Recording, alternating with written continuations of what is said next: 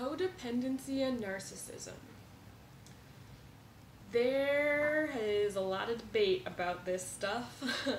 A lot of people's feelings who get legitimately hurt, and very validly hurt, I think, about other people who try to say, hey, stop using the term narcissist, try to see everybody's 1% of innocence, try to forgive your abusers, etc., etc.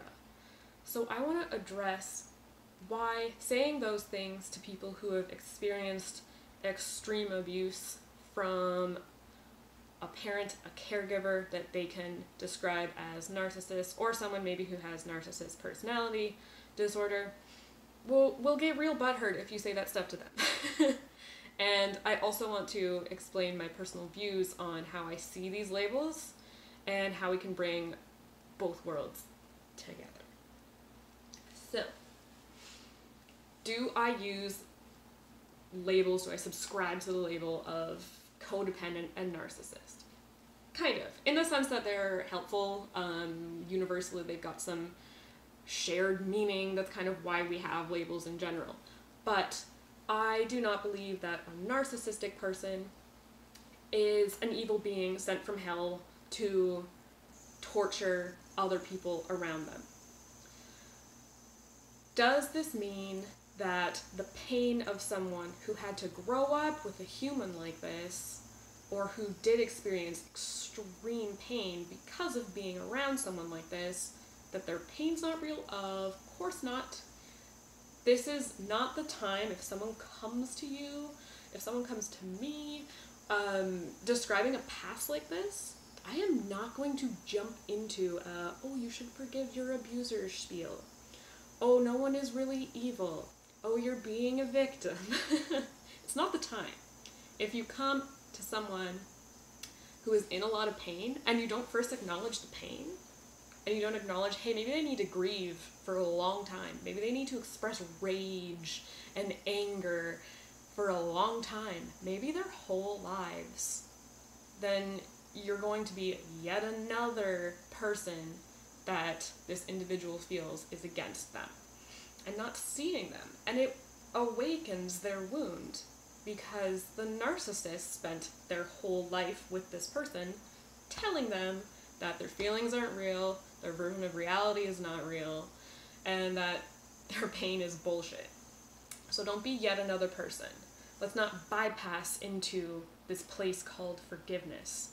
Forgiveness is totally available whenever we want it, but that's the key.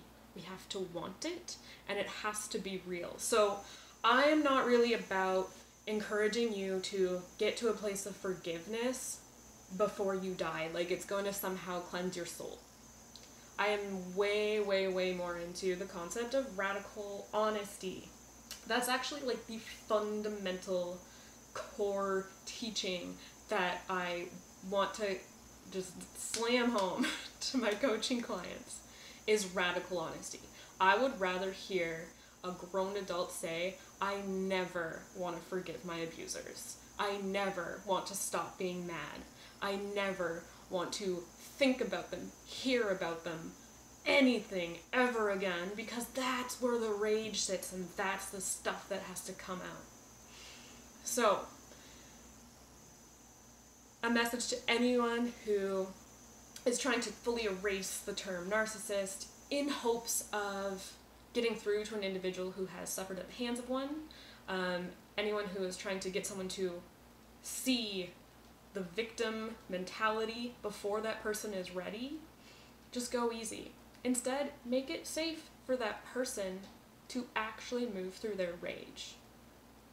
Subconsciously, if you don't do this, you're sending the message that their rage is too much, their feelings are too much, all of this bullshit they've already lived. So, the labels still exist to some people, and we have to respect that, like, so much. And in many ways, it does just make it easier to talk about. So, codependency and narcissism. To me, it is a spectrum, and yes, there is no such thing, in my eyes, as a totally evil person. And there is a hell of a lot of similarities between a codependent person and someone with narcissistic traits. It's all the same wound, expressed in totally different ways. And the codependent person might be more along the lines of self-erasure. The narcissistic person might be more along the lines of, I am going absolutely nowhere, my personality is really strong. You will never forget me. You will never not know that I'm in the room. But overall, it's all about controlling how other people see you. Someone who wants to play it more safe, they just always want to feel safe. So a codependent, self-erasing person will be maybe very quiet, maybe consistent in their behaviors, like always saying yes, always being super helpful, stuff like this. A narcissist, and I totally, like, I have traits that go all the way along the spectrum. If I am with certain people, I'm really quiet and I shut myself down.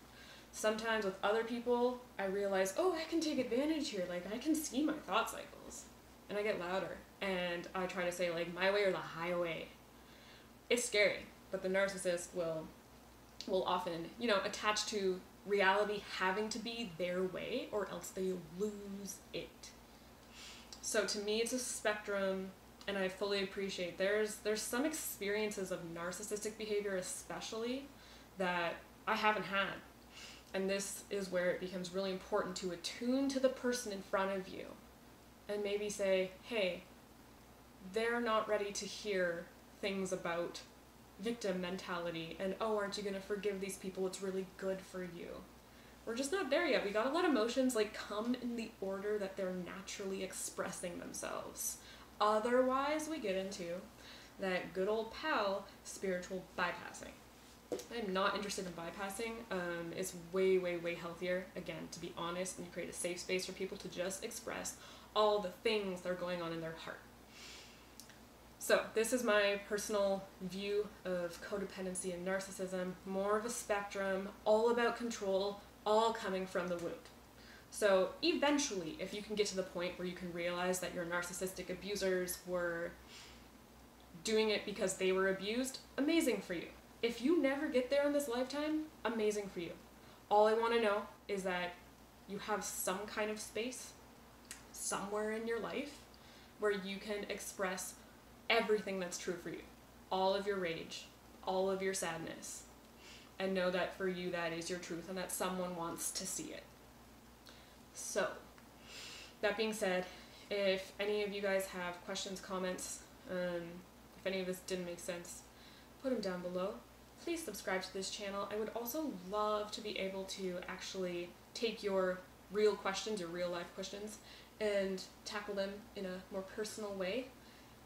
Other than that, check me out on IG, and I will be back a couple of times a week as inspiration strikes, and I'll come back to this channel.